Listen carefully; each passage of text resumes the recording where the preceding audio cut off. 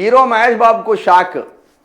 AMB cinema సహా 5 థియేటర్లపై చర్యలు. 1.7 కోట్లు జమ చేయాలని జిఎస్టీ ఆదేశం. ఇక మహేష్ బాబు కూడా జిఎస్టీ కట్టకుండా తప్పించుకుంటుండా?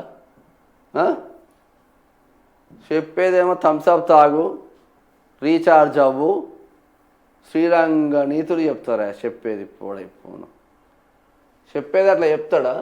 ఒక్కడన్నా మళ్ళా పాటిస్తాడా అంటే పాటించి ఎవరు? హీరో మహేష్ బాబుకు షాక్. ఏఎంబి సినిమాస్తో సహా 5 థియేటర్లపై చర్యలు. ఏఎంబి అనేది గచ్చిబౌలిలు ఉంటుంది చూడు, పెద్ద మాలు. 1.7 కోట్లు జమ చేయాలని జిఎస్టీ ఆదేశం.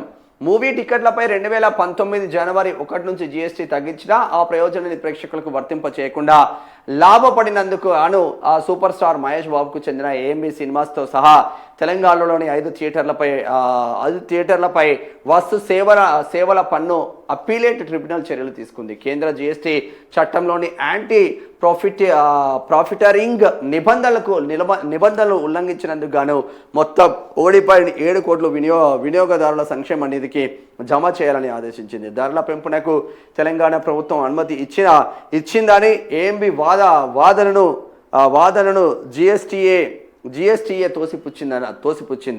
తోసిపుచ్చింది. ప్రభుత్వం అనుమతి ఉన్న కేంద్ర జిఎస్టీ నిబంధనల నుంచి మినహాయింపు లభించదని స్పష్టం చేసింది. ఏఎంబి సినిమాస్ వాటాను తాజాగా 1.1 కోట్లలో ప్రస్తుతం 35 లక్షలు జమ చేయాలని ఆదేశించింది.